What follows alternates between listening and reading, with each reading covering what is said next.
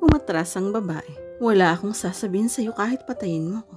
Ang tanging masasabi ko lang ay minahal kita at mahal pa rin kita. Oo, hanggang ngayon, William, para akong lukalukang naghihintay. Umaasa na makaka-recover ka sa damdamin mo kay Marga. Umaasang tayo pa rin. Napahinto sa paghakbang si William. I thought we're friends dahil iyon ang ipinaniniwala ko sa'yo upang mapanatiling magkalapit tayo. Umiiyak na ito. Kalimutan mo na si Marga, William. May asawa na ito at may anak na. We've been together for years. Hindi magiging mahirap para sa iyong mahalin ako ulit. Nagsusumama ang tinig nito. Malungkot na umiling si William. Nabawasan ng galit. May humalong awa. Ang relasyong namagitan sa atin noong huling taon sa kolehiyo ay ikaw ang may gusto, Dayan. But I'm sorry to say na hindi kita minahal. Alam kong alam mo yan. I never told you so. Hindi na kita pinaniniwala ang mahal kita. It was always Marga from the start. Tuluyan nang nawala ang poise ng dalaga. Humagulhol ng iyak. Hindi ko alam kung ano ang nangyaring totoo, pero malalaman ko rin yun sa sarili kong paraan. Maaaring nagkasala sa akin si Marga nang mag-asawa siya, pero handa akong patawarin siya, Dayan. Tanggapin siya kasama ng anak niya sa ibang lalaki. Patuloy ni William. You're a fool, William. Huminga ng malalim ang binata. Tumingala sa kisame. Maybe. Nilingon nito ang dalaga makaraan ng ilang sandali. Goodbye, Dayan. Aniya sa tinig na malamig pa sa yelo. Nang lumang lumabas ng silidal ng dalaga, alam niya ang kapirasong hibla ng pag-asa ay pinutol na ni William, not even as friends. Makalipas ang ilang minuto ay malis din si William. Marami siyang gustong itanong at linawin kay Marga. He'll make her walk. Baka isa sa mga dahilan kung bakit nag-asawa ito ay dahil din kay Dayan. Makalipas ang kalahating oras ay nasa opisina na siya ng Aldana Advertising. Nandyan ba si Miss Antonio? Aniya sa receptionist secretary. Wala pa po, sir. Nakangiting sagot nito. What about Mrs. Aldana? Tumawag po siyang malilate ng dating. Gusto po ba ninyong magbili na lang o maghintay sandali at baka dumating ang sino man sa kanila? Maghihintay ako. Aniya at lumakad patungo sa may sofa at naupo. 20 minutos uli ang matulong lumipas at mag-aalas 12 na. Tumayo siya at muling nilapitan ang empleyado. Ngitian ito in his most charming way that no one would ever resist. I really have this important meeting with the client, honey. And I can't wait another minute. Importanteng makausap ko si Miss Antonio tungkol sa Bio Natural Project. Pwede ko bang hingin lang sa iyo ang address niya sa bahay? Ang ngiti, ang endearment, the handsome face at ang pangbanggit sa kumpanya ay sapat na upang ibigay ng empleyado ang hinihingi niya kahit labag sa panuntunan ng kumpanya. Alam din itong mahalaga para sa Aldana Ad ang nasabing project. Heto na po, sir.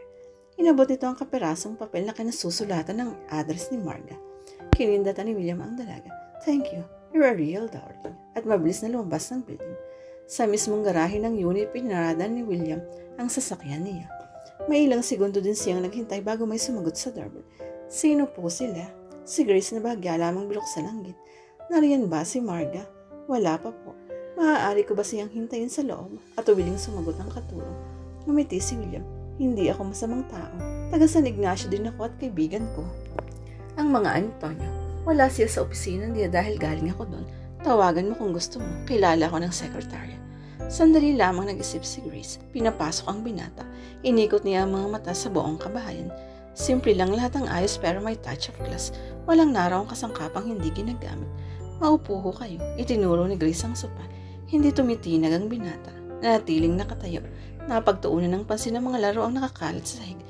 Sa anak ni Marga, nilingon niya si Grace na tumango. Nasaan ang bata? Pinapakain ko po sa dining room. Sagot nito nang biglang parang may bumagsak na nabasag sa kusina.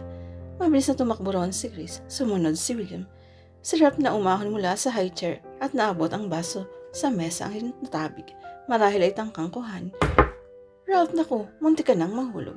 Bulalas rin Grace na agad kinarga ang bata. Bahagyang itinuro sa pagkakatayo si William nang lumingon sa dako niya Sir na namilog ang mga mata. Ang alam nitong lalaki nagpupunta sa kanila ay si Joseph at Patrick lamang. Ngumiti si William. Hello, Big Bear. Ibinalik ni Grace sa high chair ang bata na ang mga matay nakatitig pa rin sa palagay nito estranghero. Dito ka muna at wawalisin ko ang nabasag mo ha. Huwag kang malikot. Nilingon si William. Pasensya na kayo, Sir. Akin ang bata at linisin mo na iyan. Inabot nito si Ralph mula sa half chair.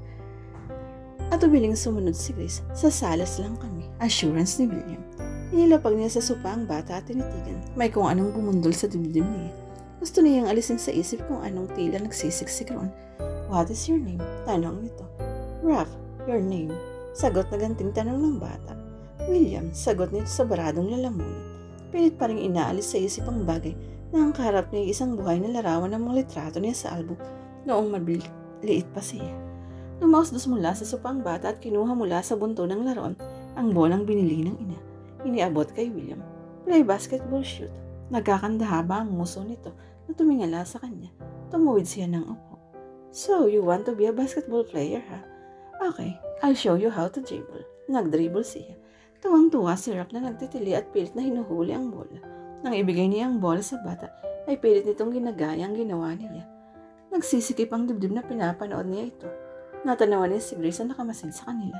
Ano ang pangalan mo? Grace po. Gaano ka nakatagal na kasama ni Marga? 3 taon na po. Umuwi ba dito ang asawa ni Marga? Nagsalubong ang mga kilay ni Grace. Asawa?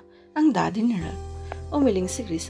Hindi naman po nagkaroon ng asawa si Ate Marga. Maliban po sa daddy niya at kay Kuya Patrick, ay kayo palang kauna-unahang lalaking bumisita sa kanya mula pa noong ipaglihiniya si Ralph. Kung ano man ang nararamdaman ng nasasabugan ng bomba, ay yun marahil ang nadama ni William. He was shattered into pieces. Muling tinitigan ng anak at pagkatapos ay kinarga. Hello again, Big Bird. May palagay ako ang may utang na dapat bayaran. Now give me a hug, will you? And also your biggest kiss. Aniya na bagaman nakangiti, ay nagsisikip ang dibdib. Nagbigay naman si Ralph ng mahigpit siyang niyakap sa leg at hinilikan sa ilong. Lord, I never cried in my whole life. Kahit nung mawala ang mami mo sa akin. Bulong niya sa bata na nagsasalubong ang mga kilay. Are you crying? Nagtatakang tanong ni Ralph na dinutdot ng daliri ang namumong luha sa mga mata niya. Umiling ito. Huwag iyak. Mommy said, man, don't cry. Natawa siya at mahigpit na niyakap ang anak. Sometimes it is better if we did son. Hapon na nang makauwi si Marga. Nagpalipas siya ng galit sa pamamagitan ng walang humpay na paglalakad sa Ayala Avenue. Nang mapagod ay pumasok sa isang coffee shop. Nagpapasalamat siya at naging maunawin si Laura kahapon na hindi niya kailangan ipagpatuloy ang trabaho sa Valle Natura. Kung ninais man niyang kahapon gawin ang trabahong iyon ay dahil sa pagtanaw ng utang na loob dito. Pero ngayon magaan ang dibdib niyang huwag ituloy ang trabahong iyon. Pagkatapos ng lahat, ano ang karapatan ni William na guluhin ang buhay niya? Hanay noong unang araw pa lang na nagkita sila sa kasal ni Patrick ay pinakita na niyang pagkamuhi dito. Hindi na sana umabot sa ganitong sa bandang huli sila man ang nasasaktan. Ate may bisitang lalaking dumating dito kanina pero nainip marahil at umalis din. 1 oras din silang nagdaro ni Ralph at sabay babalik daw mamayang gabi. Sa lubong ni Grace pagpasok niya. Nagsalubong ang mga kilay niya. Bakit ka nagpapasok ng dao dito, Grace? Hindi ba't ang biyanin ko eh? Kaibigan raw siya ng pamilya ninyo sa San Ignacio din. Mabait naman ate. Sunod-sunod ang kabog ng dibdib niya. Ano ang pangalan niya, Grace? Nagkamot ng ulo ang katulong. Nalimutan kong itanong, pero magkahabig sila ni Ralph ate. Tinawag pa nga niyang son eh. Pagkatapos ay tinanong niya sa akin ang tungkol sa asawa mo raw. Bakit ate nagkaasawa ka ba? Hindi pinakinggan ni Marga ang mga sinabi pa ni Grace. Dinampot ang telepono at tinawagan si Laura. Tita Laura, aniya sa nanginginig na boses. Yes, Marga. Ang kabilang linya, nasaan ka? Galing daw dito si William and my stupid secretary kay your home address. Napapikit siya. Iyan ang dahilan kaya tumawag ako, Tita Laura. I'll be aware for a few days. Kami ni Ralph, please. Isang buntong hininga ang narinig niya sa dulong linya. Uuwi ka. Hindi ko gustong abutan niya kaming mag-ina dito. And please kung magtatanong siya sa inyo, wala kayong alam kung nasan kami ni Ralph. Sana'y maayos ang lahat ng iyan, Marga. Alright, go at mag-iingat kayo. Pagkatapos may babang telepono ay nanlalambot na pumikit at sumandal sa sofa si Marga. Ang lahat ng nangyaring ito mula pa kanina ay isang bangungot lang. Nagigising din siya at babalik sa normal ang lahat. Hindi maaaring magkita sina William at Ralph. Hindi maaari. Pagkalipas ng mahabang sandali binalingan si Grace. Aalis kami ni Ralph, Grace. Maiwan ka dito at inaasahan kung hindi mo na uuliting magpapasok ng kahit na sinong tao dito. Pagkasabi no'y mabilis siyang pumanhik. Sa silid niya ay naglagay ng mga damit na kakailanganin nilang mag-ina. Hindi niya kayang haraping mag-isa ito. Paanong kung kuhanin ni William ang anak niya? Hating gabi na halos nang sapitin nilang San Ignacio. Mula sa highway hanggang sa kanila ay napakahabang lakad din sa madilim at madamong daan. Kung sabayan siya bumaba, ay natitiyak niyang wala na ring tricycle doon sa ganitong oras. Pagod ang isip, puso at katawang hindi na niya naisip na magpanganib para sa kanilang mag-ina ang lumakad sa dardilimang iyon ng gabi. Marga, magkapanabay na sinabi ng mag-asawa nang mapagbuksan siya ng pinto. Ano ang nangyari at napasugod kayo sa... Hindi na naituloy ni Christine ang sasabihin dahil iniabot niya dito ang natutulog na anak. Ma'am Dad, pagod na pagod ako. Bukas na tayo mag-usap please. Bahala na kayo, Carrot muna. Pagkasabi na ay humakbang patungo sa hagdan. Muling nilingon ng mga magulang. Iniwan ko ang maleta ko sa may di kalayuan dito. Hindi ko na kaya. Natuloy nang pumanhik. Nagkatinginan ng mag-asawa. Kumuha ng flashlight mo at babalikan ko ang sinasabi niyang maleta. Iiling-iling na utos ni Joseph. Sinulya pa na nga pong tahimik na natutulog sa mga bisig ng asawa. Welcome home, Ralph. Masuyong din ang pianito ng halik sa noo. Pabiling-biling sa higaan si Marga. Sa pakiwari niya ay may gumagalaw sa kanya. Pataas patagilid. May humahaplo sa buhok niya. Humahalik sa mukha niya. Sa noo, sa ilong at sa mga labi. It feels so heavenly. I love you, sweethearts. So very much. Hindi ko sinabi ang mga salitang iyan sa kahit na kaninong babae. Ang sinasabi ng tinig sa panaginip niya. Patuloy ito sa pagyakap at pagduma sa katawan niya. It was a glorious feeling. Hindi niya gustong gumising. I love you to William. Walang ibang lalaki. Ikaw lang. She was murmuring. Hindi niya may dilat ang mga mata niya. She's too tired and sleepy. Isa pa talagang hindi niya gustong magmulat dahil baka maputol ang panaginip niya. I know that now. Patawarin mo ako sa mga kasalanan ko sa iyo. Ang boses ulit. Sinusuklay ng kamay nito ang buhok niya at marahang hinahagod at pinipisil ang batok niya. She felt so relaxed at isiniksik ang sarili sa mainit na katawang iyon. Inaantok pa siya pero naliligalig siya sa throbbing sound na naririnig niya. Bakit ba parang may kumikiliti sa ilong niya at bakit parang may mabigat na bagay na nakadagan sa mga binti at bewang niya? Napilitan siyang unti-unting magmulat ng mga mata. Marahang iniatras ang ulo.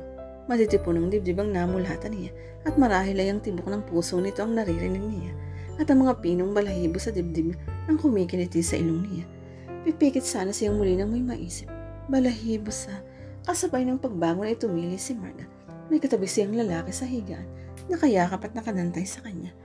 Naalimpungatang nagmulat ng mga mata ang lalaki. Tinutup ang noon na biglang napaangat sa pagkakahiga. Napapikit ito nang makitang siyang tumili. Oh, sweetheart, you'll drive the whole town rushing her. Sasigaw mo na yan. Ano ang ginagawa mo dito? William Marston, sinindak niyang tanong na bumaba ng kama. Bakit ka narito? Paano nakapasok ka dito sa silid ko? Pagkasabi na ay mabilis na lumabas ng silid. Pinagbuksan ng dalawang silid sa itaas at hinatap ang mga magulang at anak kasabay ng malakas na tawag. Nang di makita ay bumaba ng hagdan. Ma'am, Dad, naiikot na niyang lahat ang buong kabayan at likod bahay. Wala ang mga magulang niya at si Ralph. Wala rin ang kotse ng daddy niya sa garahe. Sa driveway ang estrada ni William. Umangon ka dyan, William, at mag-usap tayo. Hiyaw niya. Nasaan ang mga magulang ko? Ang anak ko, bakit ka narito? At ano ang gawa mo dyan sa higaan ko? Ano ang ginawa mo sa akin? Sunod-sunod na pa-hysteria niyang tanong. Hindi kumikilos ang binata bagat sumagot. Wala akong ginawa sa iyo maliban sa pinalitan ka ng damit pantulog. You just dropped dead on your bed with everything on, including your muddy shoes. Sagot nito na hindi halos maintindihan ni Marga dahil nakabuo ng mukha nito sa unan. Oh, well, except for a few kisses which you deliciously accepted. Oh, tumingala siya sa kisame. And she thought she was dreaming. Nang malamang may humahaplo sa katawan ay muling bumaling sa binata. Hindi ako naniniwala sa iyo, William. I could feel that. Hindi niya matapos-tapos ang sasabihin. Nahahati sa pagitan ng galit at hiya. Tumihaya ang binata at sa pag-iikot ay kumawala ang kumot na nakatakip sa katawan nito. Napapikit si Marga. Wala akong ginawa sa iyo. Believe me, sweetheart. Nakangiting wika nito. Who wants to make love to a dead, tired, sleeping beauty? Surely not even Prince Charming. But I cannot promise you na wala akong gagawin ngayon. Muli ang pilyong ngiti. Have I told you how beautiful and sexy you are in the morning, even with your hysterics? Oh, aniya uli na hindi makatingin sa binata. Takpan mo nga ang sarili mo, pwede ba?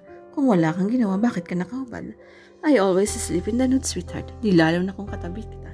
May amusement sa tinig nito. Oh, stop it, William. Takpan mo ang sarili mo at sagutin mong lahat ang itatanong ko. Naiiyak na siya sa pinagsama-samang emisyon. Itinaas ng binata ang dalawang kamay. Okay. Kinuha ang kumot at tinaming sa ibabang bahagi ng katawan. I can't believe this. Nagkaanak na lahat sa akin pero ayan, maupo ka rito at sasagutin kong lahat ang tanong mo. Hindi, mag-usap tayo ng ganito. Lumapit ka, Marga, o ako ang tatayo at bubuhatin kita pabagsak dito sa kama. May threat ang tinig nito. Kagabi ko pa gustong magalit sa'yo dahil sa ginawa mong pagbibiyahe sa anak ko sa 10 oras ng gabi. Biglang tumalim ang mga mata ni Marga at dinampot ang isang unan sa kama at inihampas kay William. Yubis, ikaw pang may ganang magalit ha? Walang tigil siya sa sunod-sunod na paghampas. Naiiyak siya sa galit. Hinawakan ni William ang mga braso niya at hinila pahiga sa kama and pinned her down. Bulong nito na ang mukhay halos nakadikit. Sa kanya, I drove like hell last night sa pagsisikap na abutan ko ang bus na sinakyan niyo ni Ralph. Nauna lang kayong nakarating dito ng mahigit kalahating oras. Bitawan mo ako. Pilit siyang nagpupumiglas. Wala kang karapatang gawin ito sa akin. Paanong nakapanhik dito? At nasaan ang mga tao sa bahay na ito? I'm telling you na stop reeling. I'm beginning to feel something else. Baka kung anong matapos natin gawin sa halip. Nangingitutong sinabi. Oh, pinanlihan kaya siya ng mga mata sa nararamdam niya mula rito. Yes, oh, so better behave and listen. You little adorable fruit. You are not helping me a bit fighting for self-control if you keep on wriggling. Nag-iiba lang ang pakiramdam ko, and I miss you so much. He said in a controlled and husky voice. Unting-unting huminto sa pagpupumiglas si Margaret. Titig na titig lamang ang binata. Kitang-kita niya sa mga mata nito ang intense desire. At tulang din dati, she feared him that she trembles a little. Gusto man niyang magpumiglas ng todo at itulak ito, ay alam niyang hindi niya kaya si William. Hindi ako makapaniwalang pinapanhika ng mga magulang ko rito. Bulong niya, sinisikap bahira ng galit ang tinig. Ngumiti ang binata.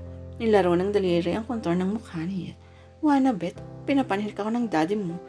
But I paid the price. Nakikita mo bang pangingitim ng ibaba ng mata ko? Noon lamang napuna ni Marga ang pasa nito sa mukha. Nagsalubong ang kilay niya. Nakakita talaga ako ng dancing star, sweetheart. Natatawang wika nito. You deserve it. Inaamin ko. Halos magmakaawa akong pakinggan ng daddy mong paliwanag ko. Kung hindi dahil sa mami mo, ay baka hanggang ngayon ay nasa loob pa rin ako ng pick-up. Nakahanda akong matulog at maghintay doon kagabi. Huminga ito ng malaman. Maraming sinabi ang mami mo sa akin. So many misunderstanding, all because of Diane. Hindi ko alam kung paano siya napasama sa trip patungong LA. But later nalaman kung ginamit niya ang charm sa isa sa mga big boss ng kumpanya. 1 week na kami sa America na ibigay niya sa akin ang bracelet mo, along with your message na tinatapos mo ng lahat sa atin. I did not, pagalit niyang sinabi. At ipinaliwanag kung paano nakuha sa kanya yun at kung ano nangyari ng hapong iyon na kunway despedida ni Diane. I intend to confront you pagbabalik ko, pero umabot sa akin ang balitang nag-asawa ka na when I had an overseas call with my parents. Ngumiti ng mapay. Diane honestly believed that you really got married and that was her icing on the cake. I was furious like a hell, Marga. Nakaramdam ko ay nalumpo ko, and a part of me din. Kitang-kita niya ang agony sa tinig at mukha nito. At napahikbi siya. Buntis ako, William. Hindi ko alam ang gagawin ko. Takot na takot ako nun. Nakataya ang kahiya ng mga magulang ko at ni Patrick na kung narito ka lang ng araw na yun ay gusto kang patayin. Ang daddy ang nakaisip ng paraan. He showered tiny kisses across her face. I know that now. Patawarin mo ko, sweetheart, sa masasamang sinabi ko sa'yo. I was consumed with jealousy. Hindi ko kayang isiping may ibang lalaking umangkin sa'yo.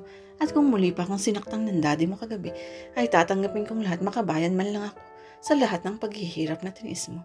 Tinanggal ng thumb finger nito ang luha sa mga mata niya.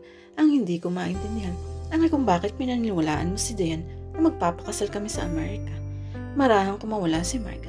Inabot ang drawer at binuksan iyon. Kinuha mula sa jewelry box ang sulat. Ibinigay sa binata agad-agad binasa.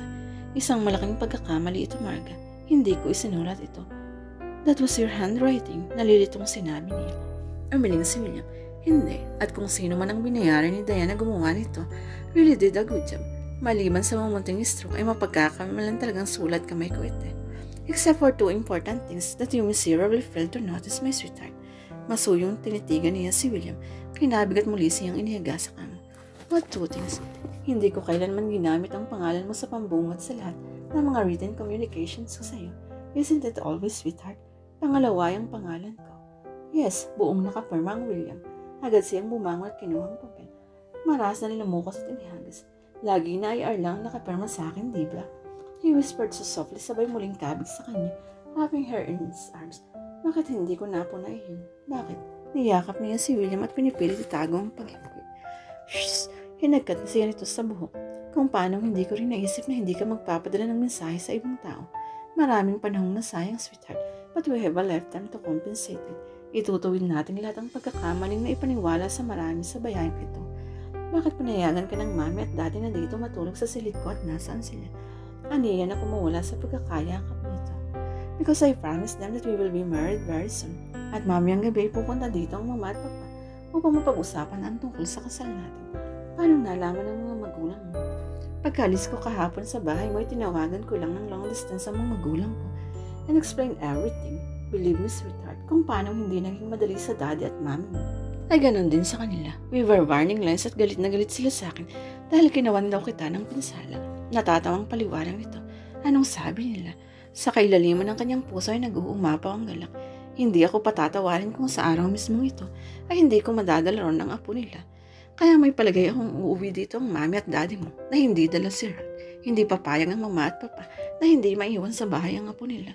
Oh, William, sweetheart, I have loved you long enough na hindi ko alam kung mayroon pang ibang damdaming hihigit pa ron. Ikaw ang pag-ibig ko, ang aking magandang pag-ibig. Nang mawala ka, may bahagi ng katawan ko ang nawala. Now you have made me whole again. Ibinaon nito ang mukha sa buhok ni Marga and whispered words of love. Ako man, William, ako man, I can never be whole without you. You are part of me as I part of you. Gusto niyang isatinig pero hindi na kailangan ng salita sa mga sandaling ito. Sa labas ng bintana ay ang huli ng mga nag-aawit ang ibon. Ang hangin ay mabining dumatampi sa talulot ng mga bagong bukas na hardin. Nakangiti ang araw na nagbabadya ng simula ng isang magandang umaga. Nang ihayag ang pagpapakasal ni William at Marga at nang makita ng mga taga San Ignacio Sierra ay marami ang nagtaka. Nagsalubong ang kilay at naghahanap ng paliwanag. Mula sa bibig ng ilang matatalik na kaibigan ay maraming tanong na sagot at lahat ay nakigalak at nakisaya sa araw ng kasal ng dalawa with Ralph at the center of attraction.